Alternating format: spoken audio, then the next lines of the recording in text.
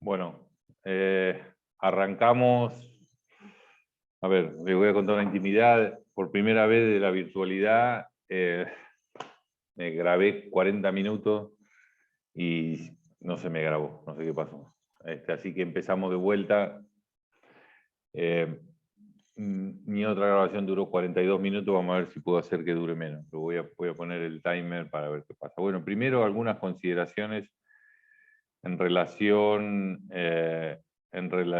Un segundo, voy a parar. Que decía que vamos a empezar con el tema de las pruebas, de las evaluaciones. A ver, primer tema recontra grueso y recontra grave que pasó en la redacción de la sentencia, pero también diría en un 50% de las cosas que estamos viendo hoy, pero que le afecta muchísimo a las notas de lo del otro día, que es la utilización indistinta, promiscua y mezclada de cosas de un fuero en otro. Algunos estaban tratando un tema federal, hablaron del Código Contencioso Administrativo de la provincia de Buenos Aires y después hablaban de temas federales y estaban ante un juez federal, y otros a la inversa, hablaban de temas procesales federales dentro de una cuestión provincial. Eso como un tema legal grave, según el tema procesal, no diferenciación de ámbito. Y segundo, que es un tema también legal serio, que es que fundan los temas de, por ejemplo, fundan el ataque a una norma o una decisión provincial en legislación nacional, muchachos. Pueden utilizar, que es la principal vía de cuestionamiento y de cita de la fundamentación de una sentencia o de un recurso, es la norma directamente aplicable. Después quieren decir algo de lo que se haya hecho en relación a normas nacionales que tienen mucha jurisprudencia, o el tema es el mismo, que es el tema de motivación, pero primero tienen que citar la ley 7647, que está en el ámbito provincial, y recién después saltar a citar algún tema de motivación de un autor que haya escrito en relación a la ley nacional, o eventualmente alguna jurisprudencia en relación a la motivación de la ley nacional, pero no pueden hacer esa transición directamente hablando de la ley nacional, muchachos. Tema recontra serio, y que estuvimos reunidos con toda la cátedra, y la verdad que eso es una causal grave en cuanto a la sentencia, en cuanto a la nota en la sentencia. Y eso es el tema, un tema legal, los ámbitos procesales. Segundo, la legislación de fondo. Y tercero, que va entre lo legal y lo que conviene, que es en base a qué jurisprudencia hablan en un fuero y en el otro.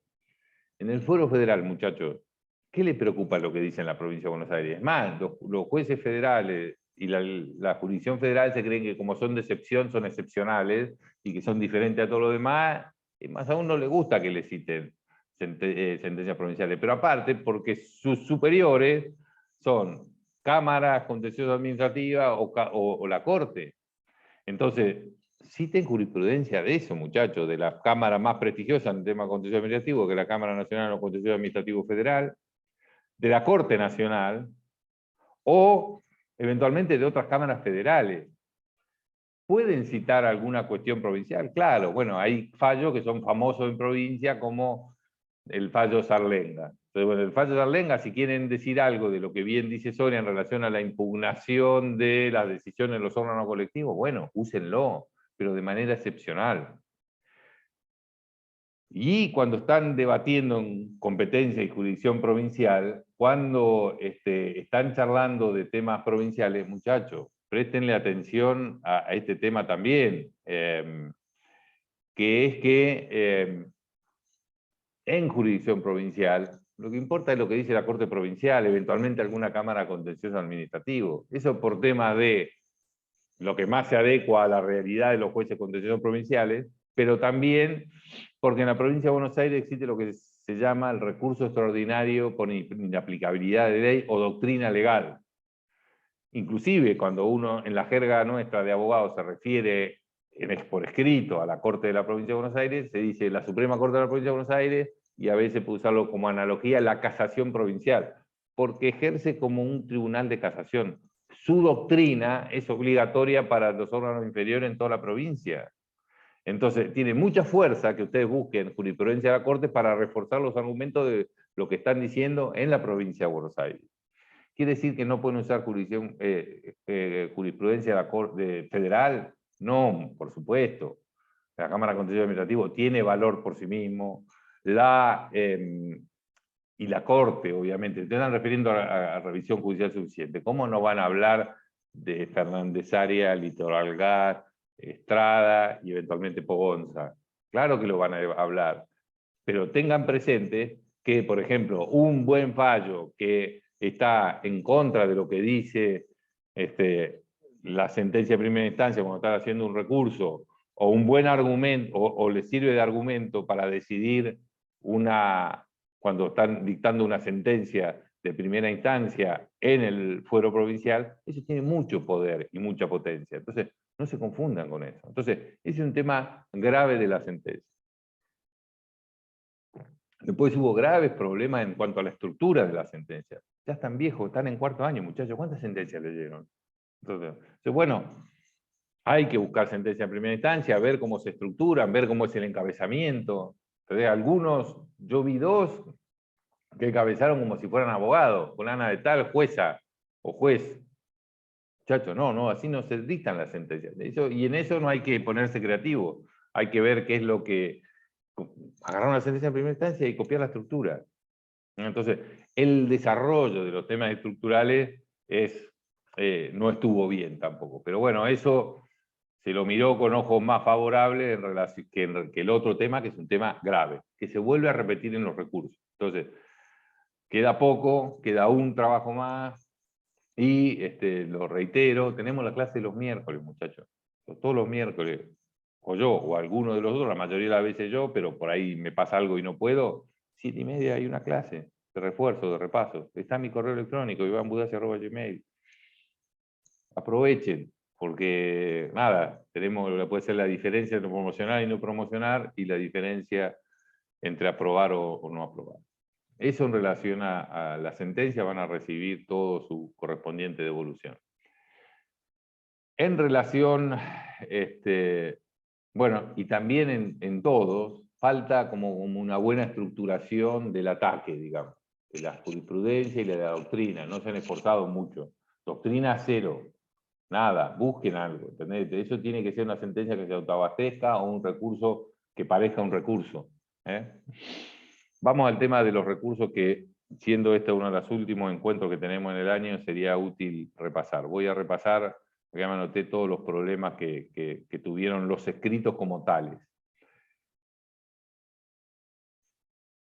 ¿Por qué me voy a permitir hincharle con esto? Porque lo que les puedo transmitir yo es 37 años de profesión. Y ustedes me pueden decir, bueno, nadie al otro día que se recibe hace un recurso y obviamente no va a dictar una sentencia. Ah, lógico. Lo que pasa es que lo que van a hacer es hacer un borrador de recursos y se lo van a dar a un abogado que va a ser su patrón o su empleador, o quizás su amigo de más experiencia. Entonces, pero una cosa es presentarle a su jefe una cosa más o menos bien hecha y otra cosa más o menos mal hecha. Y hay cosas que hacen mucho ruido en todo lo que ustedes desarrollaron en cuanto a la costumbre de cómo se articula un buen escrito. Primero, no se le pone la fecha arriba, muchachos. Eso no va en los escritos judiciales. La fecha la da el momento de presentación, digamos, el momento de presentación, ya sea electrónica, ya sea presencial con el cargo. Así que eso, nada, da muy mala impresión ver un escrito judicial que le hayan puesto fecha. Segundo, algunos desarrollan mucho a quién están apelando, como por ejemplo dicen excelentísima Cámara de Apelaciones, en lo contencioso administrativo, sala 1. No, en general se le pone excelentísima Cámara de Apelaciones, con eso es suficiente y cumple con el estilo. Quieren poner que se necesita Cámara de Apelaciones en lo contencioso administrativo, es suficiente, pero ni la sala ni nada. Así que con eso es suficiente. Después, ¿cómo encabezan el escrito? El escrito, primero, no va apellido y nombre, no va Budazzi Iván Fernando, abogado. Va Iván Fernando Budazzi, abogado. Y acá hay un tema serio también, que es el tema de las dos jurisdicciones diferentes. Cuando están actuando ante el Fuero Federal, ¿qué matrícula van a poner?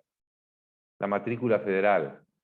La matrícula federal la da la Cámara Federal en lo contencioso, perdón, la Cámara Federal de cada una de las jurisdicciones. La Cámara Federal en Bahía Blanca, la Cámara Federal de Apelaciones de Bahía Blanca. Entonces, cuando ustedes se reciben, se anotan en el Colegio de Abogados de la Provincia de Buenos Aires, que los habilita para ejercer la profesión en la Provincia de Buenos Aires, y ante el Fuero Federal se van a tener que anotar en la Cámara Federal de Apelaciones. Y ahí van a tener una matrícula federal. Entonces, si están actuando ante el Fuero Federal, no pongan Colegio de Abogados de Bahía Blanca, porque tienen que poner Cámara Federal de Apelaciones y el tomo y el folio que le corresponde. Y lo mismo cuando actúen en la provincia. Tienen que poner, para que tengamos un modelo, Iván Fernando Budazzi, abogado, inscrito a la matrícula del tomo 51, folio 738 de la Cámara Federal de Apelaciones de Bahía Blanca, o tomo 5, folio 162 del Colegio de Abogados de Bahía Blanca, si voy a la provincia. Vamos cómo sigue, porque también ahí hay graves errores. Como sigue después es, por la parte demandada en los autos caratulados tal, número tal, muchos pusieron, o no pusieron ni carátula ni número, o pusieron la carátula o pusieron el número. Hay que poner todo, porque hay que identificar bien el expediente. Tema recontra importante, pueden perder una apelación por eso, y el cliente lo va a matar a puñalada con justo motivo. Entonces, sean prudentes con eso. Número y carátula. Está bien poner por la parte demandada ahí, qué sé yo, a veces es una cuestión ya más de costumbre, no hay una obligación de ponerlo ahí. Si hay más de un codemandado, ponen por la parte demandada fulana de tal, si hay más de un actor, por la parte actora fulana de tal. Después, muchos ponen, me presento y digo. Muchachos, ¿cómo se presenta? Ya estuvieron litigando todo el expediente. Y si se presenta, se tiene que presentar en el primer párrafo, en el cual dice se presenta, porque si es la primera presentación que tiene en el expediente. Entonces, me presento y digo es la primera presentación. Si no, simplemente digo, o cuando van a la Cámara, habitualmente sí, respetuosamente digo. Pero no hace falta que digan me presento y digo, porque no se presentan, ya se presentaron, ya están en el expediente. Salvo que te hacía la primera oportunidad, pero el primer parte dice que porque, digamos, en general el abogado lleva el juicio del principio a fin, pero se puede presentar otro abogado. Entonces se presenta para la apelación. Viene, dice que vengo como acredito con la copia simple del poder general, que firmada, que acompaña en este acto, soy apoderado de fulano de tal, demandado en la presente actuación, o actor, o quien sea. Pero tienen que decir si se presentan por primera vez. Y si no, directamente, respetuosamente digo o digo. A ver, ¿qué otro apunte tenía sobre ese tema?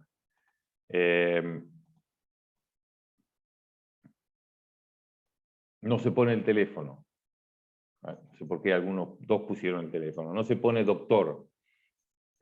Yo nunca me hago decir a mí mismo doctor porque no lo soy, digamos. No hice el doctorado. Sé que socialmente se lo dice, pero en los escritos no se puede poner doctor. Y hay otra confusión en torno a los temas de patrocinante, que ya que estamos se los digo.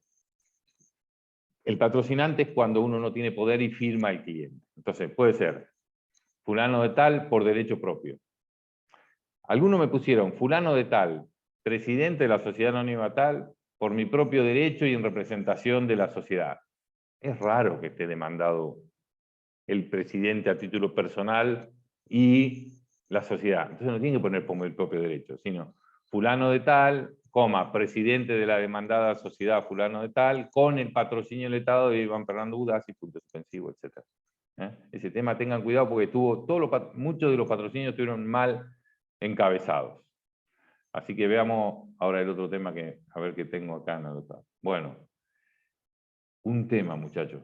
Los errores ortográficos quedan horribles. No me importa cómo escriban en su vida normal, pero acá estamos representando intereses de terceros. Y lo que más bronca me daba es que tenían el rulito en rojo del corrector de texto del Word.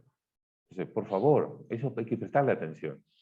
Vi 2 que pusieron pretensión con C. Entonces, todas esas cosas, muchachos, hay que prestarle mucha atención. ¿Por qué? Porque los jueces, ustedes saben, comen bronce toda la mañana, se creen que son seres supranaturales. Entonces, hay que tener cuidado como los trata uno, no por uno, sino porque uno representa intereses de terceros. Así que cuídense con eso.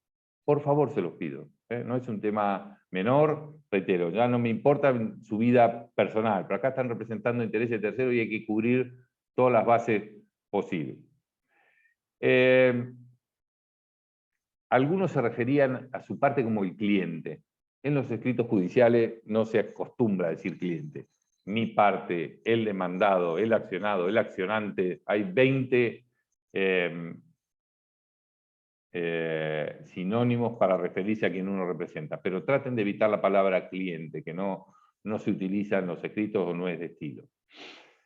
Otro tema, cómo se dirigen a la Cámara. Vi algunas cosas que lo voy a decir en latín, parece un poco chupamedia para ponerlo en un expediente, decirle, como sabiamente decidirá vuestra excelencia. Todas esas cosas hay que ser sobrio, digamos, no utilicemos tanto esas expresiones. O demasiado duro cuando critican la sentencia de primera instancia. Los jueces de primera instancia son colegas de los de la Cámara, se conocen, etc. Entonces, critiquemos los argumentos, porque uno puede decir como, según mi parte, erradamente, sostiene el acuo al decidir tal cosa o tal otra, perfecto, pero no ataquemos personalmente al juez, eso nunca ayuda, digamos.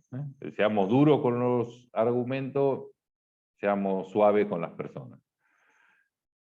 Hay un tema que realmente me preocupó, digamos. ¿Por qué? Porque aquí la estructura de los escritos y la estructura del razonamiento, que se vio mucho en la sentencia. La sentencia no parecía muy, digamos, fallaba la estructura porque no han tomado un buen modelo, o no han tomado un modelo, han escrito más o menos como se les parecía, como les parezca, y esto tiene como un orden, ¿no? Seamos creativos, acá, reitero. Y el segundo tema, cómo redactan los recursos, y cómo redactan los escritos en general, ya que estamos, aprovechemos porque sirve para todos los recursos. Yo trabajé cuando estudiaba y después tuve la suerte de ver el trabajo de uno de los mejores abogados que conocí en mi vida y mi primer gran administrativista de Bahía Blanca, que se llamaba Mario Bonachelli, que era el presidente del Colegio de Abogados de Bahía, de la provincia, etc., un publicista de nota. Y él tenía una gran cualidad que es titular bien. Empezar, porque, a ver, tengan presente, los jueces y los secretarios están sentados leyendo escrito todo el día.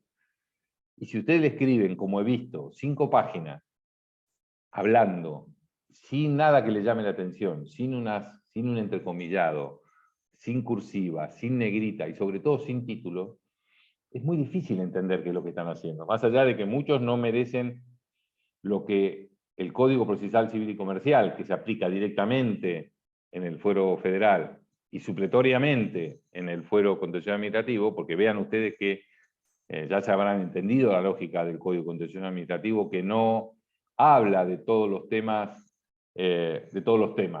Cuando habla de los plazos no se extiende mucho. ¿Por qué? Porque los plazos están contemplados en el Código Civil y Procesal Civil y Comercial. Y cuando habla de los recursos, dice 3 o 4 cositas que ahora vamos a ver, pero no demasiado más. Lo de las 3 o 4 cositas que dice el Código Procesal Civil y Comercial, ahora me voy a referir, pero en lo que dice como importantísimo el Código Procesal Civil y Comercial, que es la expresión de agravio tiene que ser una crítica concreta y razonada de la decisión que se ataca. Crítica concreta y razonada. Hay muchos de los, inclusive algunos los hemos rebotado, no los aceptamos como escritos de recurso, porque no eran ni crítica, ni concreta, ni razonada.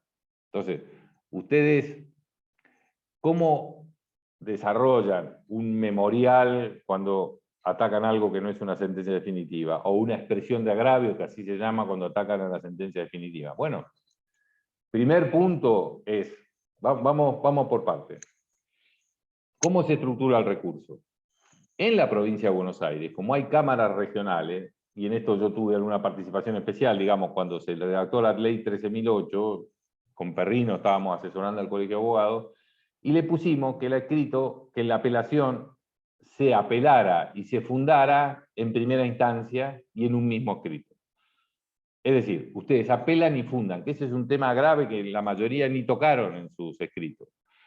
Entonces, apelan y fundan en el mismo escrito en la provincia de Buenos Aires y ante el juez de primera instancia. Por eso cuando se presentan, ahí le tienen que decir, ABS respetuosamente digo o ABS digo, porque están dirigiéndose a vuestra señoría, eso quiere decir BS, que es el juez de primera instancia. Cuando hablan a la Cámara hablan de vuestras excelencias. Estupidez nuestra antigua, pero que se sigue usando.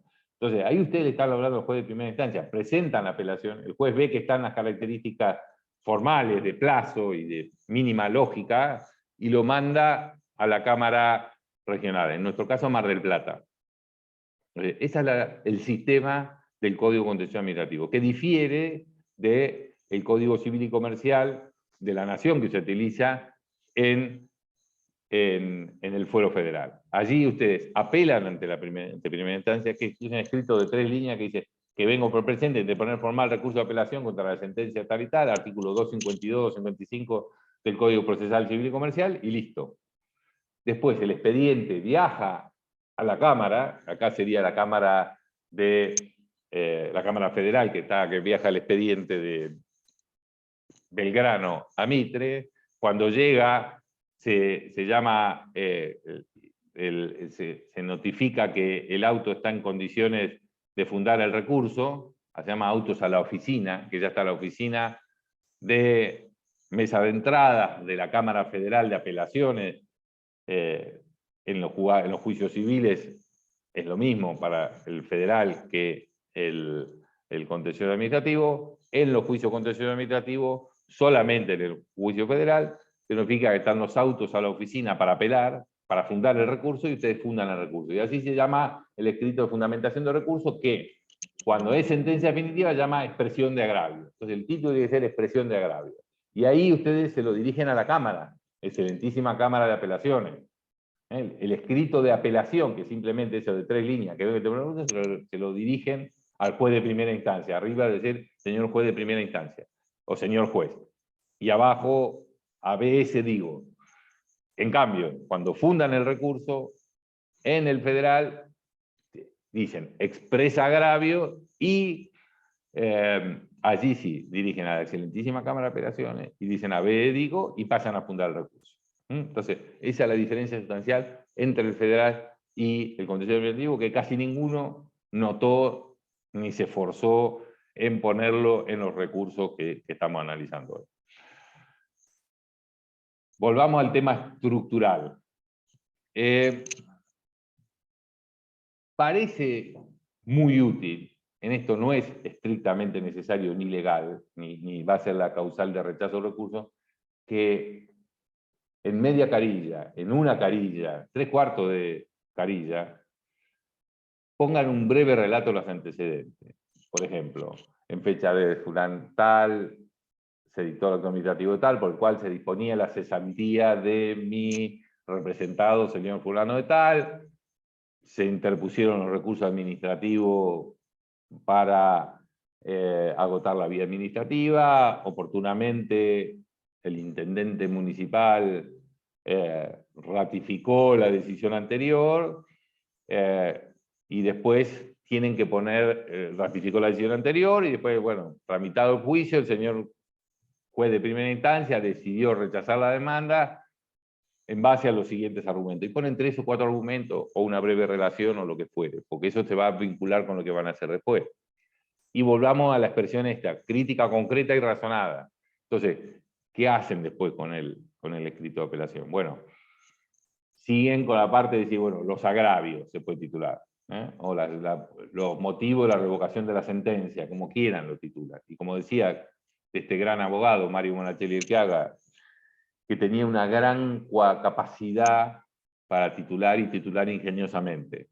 Entonces, es importante dividir en capítulos. Por ejemplo, hay un tema, y se acuerdan ustedes, que hablábamos de los ataques de un acto administrativo, y aquí también tenemos los ataques de una sentencia, en lo cual podemos empezar por los temas más formales y los temas sustanciales, o seguir el orden del artículo 7, por más que estemos en el fuero provincial, sin citarlo, pero eso les permite ordenar. Entonces decimos, los problemas de competencia, pueden titular uno, o la incompetencia del funcionario tal para disponer la cesantía inicial. Entonces, bueno, y ahí hablan del tema de competencia. Entonces dice, el acto dijo tal cosa, el juez ratificó lo dicho en el acto por tal cosa, pueden entrecomillar, transcribir algo de la sentencia. En relación a este tema, el señor juez de primera instancia dijo tal cosa, el acuo, el sentenciante de inferior grado dijo tal cosa, y entrecomillan lo que dijeron, o transcriben lo que dijeron. Y después ustedes atacan, dicen esto no corresponde, primero, como siempre, alguna cita legal de por qué eso está equivocado, alguna jurisprudencia, alguna doctrina, algo más elaborado que les permita cerrar ese argumento. Y después van desarrollando argumento tras argumento. Después hay otro tema sustancial que a los seres humanos normales que no son abogados les llama la atención, pero que ustedes ya son abogados, ya tienen que saber que existe el principio de subsidiariedad procesal y que tienen que ir agotando las cosas. Por ejemplo, se trata de un tema de responsabilidad del Estado. Entonces, tiene que decir, bueno, representan al Estado Nacional. Dice, bueno, el Estado no es responsable por tal cosa. Entonces, tienen que hacer todos los argumentos en base a por qué el Estado no es responsable. Pero después tiene los montos de condena, por ejemplo, puede ser otro capítulo. Y usted dice, en forma subsidiaria y a pesar de no reconocer la responsabilidad de mi parte en este tema, cumpliendo con el principio de subsidiariedad procesal, más allá de no reconocer la responsabilidad de mi parte en el asunto, me ocuparé de los agravios, de los rubros que integran la indemnización a la que ha sido condenada mi parte en primera instancia. Entonces, bueno, daño material. Bueno, daño material no corresponde, no se acredita tal cosa, tal otra. Por más que arriba yo no tengo responsabilidad, tienen que cumplir con eso y agotar hasta el último de los temas que están tratados en sentencia. Y siempre con este doble juego, que lo pueden poner como títulos diferentes dentro de un mismo capítulo o diferentes capítulos, ir fraccionando la sentencia, transcribiendo qué es lo que pasa y después este argumento.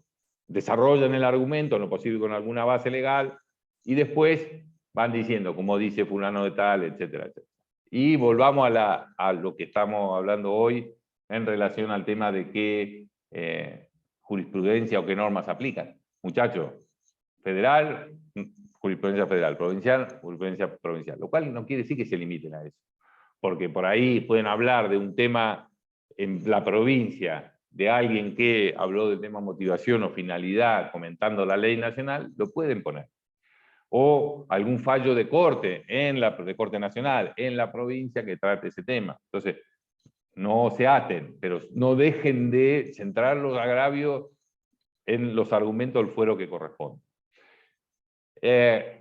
Y esto se amplía al mundo, digamos. ¿Qué quiere decir? No tiene mucho sentido empezar a hablar de jurisprudencia extranjera en un tema de despido acá, pero yo ahora estoy trabajando con un tema de libertad de expresión del empleado público. ¿Puede el empleado público hablar mal de su jefe, que es el intendente? Que por un lado es su jefe, pero por otro lado es un funcionario político. Entonces, ¿hasta dónde llega la libertad de expresión? Tiene su deber de obediencia. ¿Se pueden separar las personalidades del empleado público y del ciudadano? Bueno, son temas muy debatidos. Para darle un ejemplo, en Estados Unidos son draconianos, no te permiten ni decir buenas tardes, no permiten que una maestra salga a la tele puteando al ministro de Educación diciendo que en la escuela no hay calefacción. No puede, ¿no? Porque hay un principio de calidad, es su jefe, qué sé yo. Y en otros países sí puede, y acá está debatido. Entonces, bueno, defendiendo al Estado, yo agarraría la jurisprudencia de la sujeción especial que tiene un empleado público cuando es empleado público y que no tiene los mismos derechos que un ciudadano común y silvestre, porque él se sometió voluntariamente a ese sistema especial que rige dentro de la administración pública. O si estoy del otro lado, me iría a la jurisprudencia española, que tiene más cosas que las que los que hay acá desarrollado en la Argentina. Entonces, No quiere decir que ustedes se limiten, sean provincianos y únicamente en la provincia de Buenos Aires hablan de la provincia, en el federal hablan de los temas federales, siempre que corresponda. Pero lo más cercano es lo mejor. Si no tienen cosas cercanas, se van alejando. Lo mismo que en cuanto a la gradación de las normas. Si tienen un reglamento que trata específicamente lo que ustedes dicen, se agarran de ese reglamento. Si están en una situación desesperada, vayan y busquen al fondo de la última convención con valor constitucional que está en la Constitución Nacional. Entonces, pero muchachos, capítulo, título, orden. Y reitero, quizá nadie se levante una mañana y haga una demanda y la presente solo, o un recurso y lo presente solo. Pero pudiéndolo hacer bien y quedando bien con el jefe, hagámoslo bien y esforcémonos para eso. Vamos a ver qué otras notas tomé de lo que leí. Hay una cosa que vi que, bueno, algunos terminaron, siempre terminen con proveer de conformidad será justicia, o sírvase BE, proveer de conformidad que será justicia. Algunos no lo pusieron y es de estilo. Está bien, está mal, nadie te va a rechazar, pero seamos prolijos. Y acá, reitero, hay que cubrirnos, ¿por qué? Porque nosotros no nos representamos nosotros solos, estamos trabajando para terceros. Así que seamos todos los prolijos que vamos a hacer, y los jueces, que son bastante acartonados, les gusta que las cosas se hagan como se hicieron siempre. Entonces, póngale eso. Y proveer de conformidad, algunos le ponen qué, y otros ponen proveer será justicia, y algunos en los escritos está mal que le pusieron proveer de conformidad, qué, punto suspensivo, será justicia. Eso no lo pongan. Proveer de conformidad y será justicia directamente, sírvase vuestra excelencia, proveer de conformidad que será justicia. A mí no me gusta sírvase medio servil, pero con proveer de conformidad será justicia es suficiente. Pero no le pongan qué, punto suspensivo será justicia, porque eso no está bien, no se adecua a las formas. Otra cosa que pusieron bastante, que se han copiado, porque evidentemente no surge de la nada, que dice, solicita la revocación urgente. No pidamos cosas de más que no tienen mucho sentido. ¿Por qué no tiene mucho sentido? Porque, a ver, ustedes transitaron un juicio. Acá un juicio tarda, el más rápido que yo conozco, que es López Coppola, que es la pistola más rápida del oeste, que es un fenómeno en ese aspecto. López Coppola estaba a cargo de un sistema de trabajo que se utilizó en San Isidro, en un juzgado, que ganaron un premio internacional, porque eran muy rápidos, están muy bien organizados. Pero no conozco a nadie más rápido que López Coppola que puede sacar sentencia de nulidad acto administrativo en 8 meses, en 10 meses. Un juicio dura, primera instancia, mínimo 1 año y medio. Y después los procesos de apelaciones pueden durar entre 3, 6, 9 meses. Entonces, ¿para qué le piden revocar urgente? La urgencia no está. Guárdenselo de la urgencia cuando hablan de cuestiones de pedir habilitación de días y horas, por ejemplo, cuando están apelando una medida cautelar, que ahí sí, le rechazaron la medida cautelar es un tema urgente, ahí sí ustedes pueden pedir habilitación de días y horas, que es para que lo traten, lo pongan arriba de la pila y lo traten rápidamente, y ahí sí pueden hablar de la urgencia, porque recordemos que uno de los temas de fondo de las medidas cautelares para cuáles se ordenen es la irremediabilidad del perjuicio. Entonces, ahí sí estamos hablando de un tema sustancial sobre ese punto. A ver, ¿qué otra cosa tengo? Vi muchos que fundan el tema de las costas. A ver, en las costas rige el principio objetivo de la derrota, es decir, el que pierde paga. Entonces, con que ustedes pongan al final en el petitorio, pero ya se tenga por presentado el recurso en legal tiempo y forma, si es que lo pusieron en el fuero federal, se acuerdan que tienen escrito. Segundo, se tenga por fundado el recurso oportunamente concedido. Y tercero, al momento de dictar sentencia, se revoque la sentencia apelada.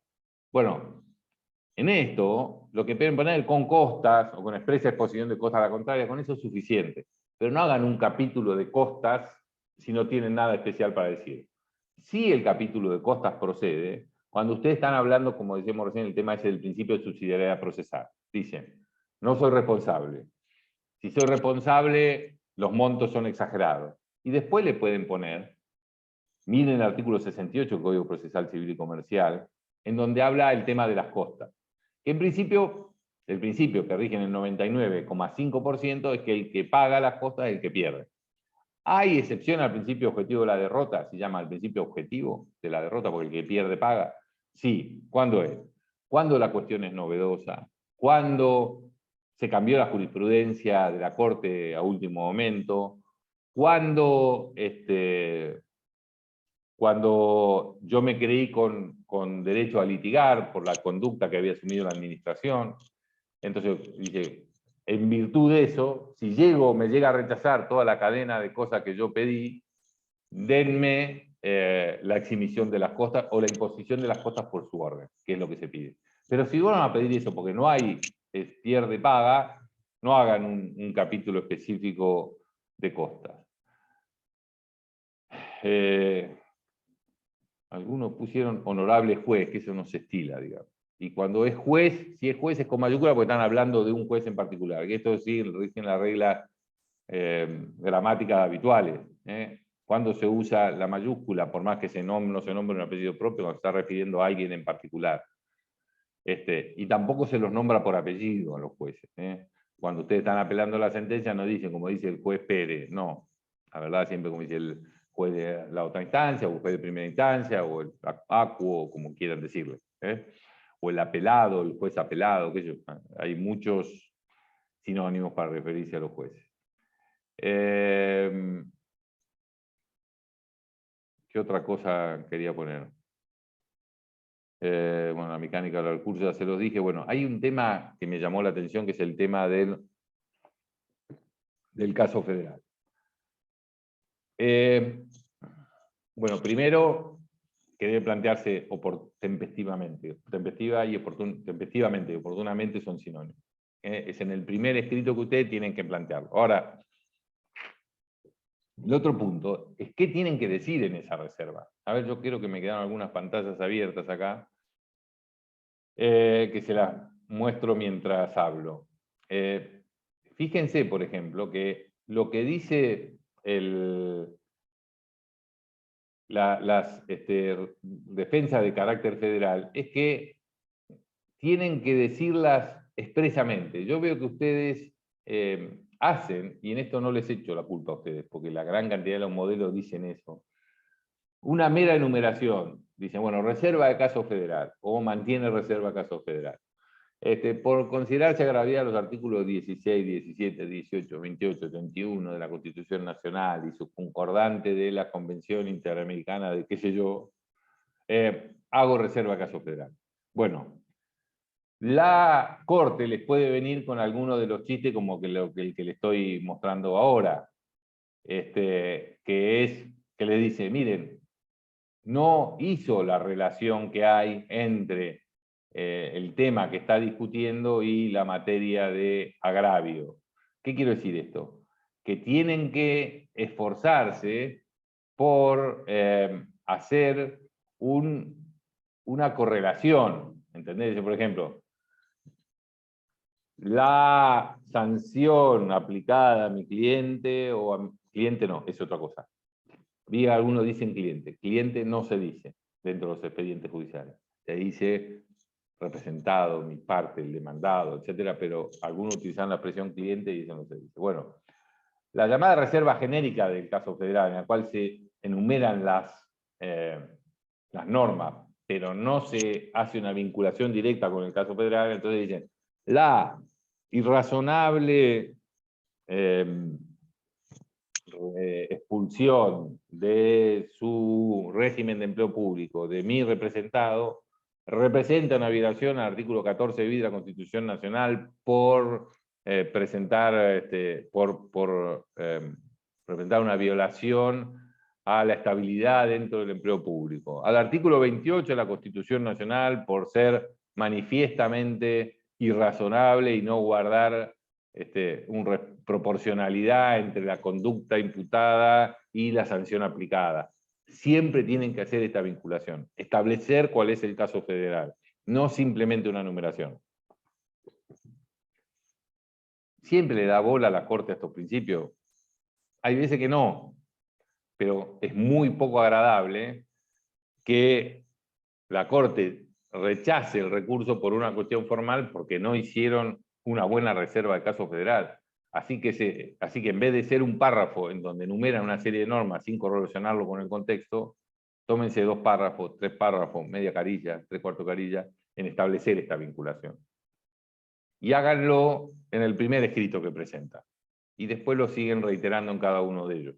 Y eso es una regla que no pueden olvidarse. de mantener la reserva de caso federal. Tiene que ser oportuna, mantenida a lo largo de todas las presentaciones, pero también establecer una correlación entre el agravio el agravio federal que ustedes están reservando para que se le puedan abrir las puertas de la Corte el día de mañana y el caso que se trata. Reitero, no basta con lo que ustedes dicen, formule expresa reserva de ocurrir por la vía del artículo 14 de la ley 48, por violación a los artículos tal, etc. Eso no alcanza. Reitero, hay veces que la Corte se pone puntillosa y hay veces que la Corte quiere entrar en el tema y entra igual. Pero, reitero, no me ha pasado nunca, pero he visto que ha pasado y uno no sabe de qué disfrazarse en el cliente para explicarle de que le rechazaron el tema por una cuestión formal. Y las cuestiones formales son imputables a nosotros, los abogados, de manera exclusiva.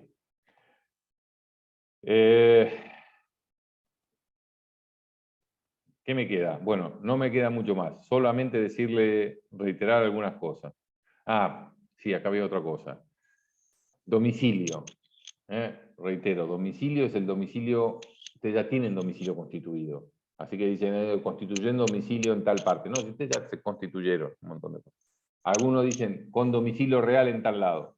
Están en una etapa de apelación. Ellos ya lo trasladaron. No hace falta domicilio real. Con domicilio procesal, el electrónico y el real, perdón, el electrónico y el físico, alcanza. No vuelvan a citar el domicilio real porque denotan, se ve como con una cierta inexperiencia, o no cae bien, digamos.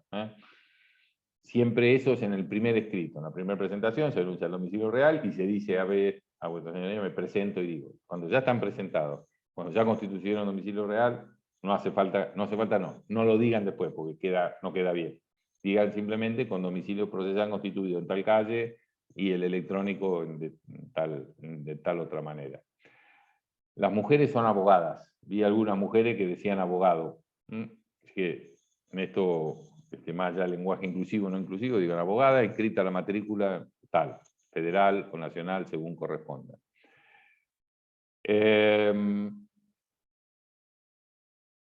Estamos. Bueno, entonces, conclusión.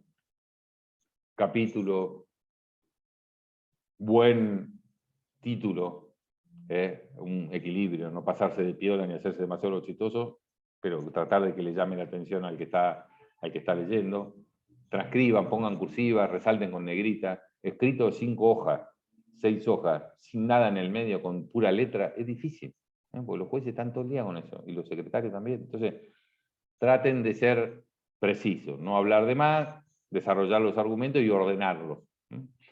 El otro punto es, tengan cuidado con el tema de las jurisdicciones. Y los miércoles siguen estando las clases de consulta, queda poco, y bueno, después van a tener que presentar o un amparo por mora o cualquier otro proceso especial que quieran, que va a ser el último escrito. Y también ya estuvimos viendo, digamos, las participaciones en clase y los conceptos que tenemos cada uno. Nosotros no vamos a hacer el que tenga 6.50 o 3.50, no lo vamos a bajar por 50 centésimos, y siempre la participación en clase suma y no resta. Así que, bueno, tengan presente todo eso y esperemos que podamos empezar a trabajar con el último trabajo puntuable, puliendo todos estos detalles. Y cualquier cosa, los miércoles siempre estamos, y si no hay nadie en ese día, me escriben un mail para que yo pueda engancharme si hubo algún problema con el que tenía que cubrir la clase virtual y no estaba. Bueno, a disposición. Chao muchachos, hasta luego.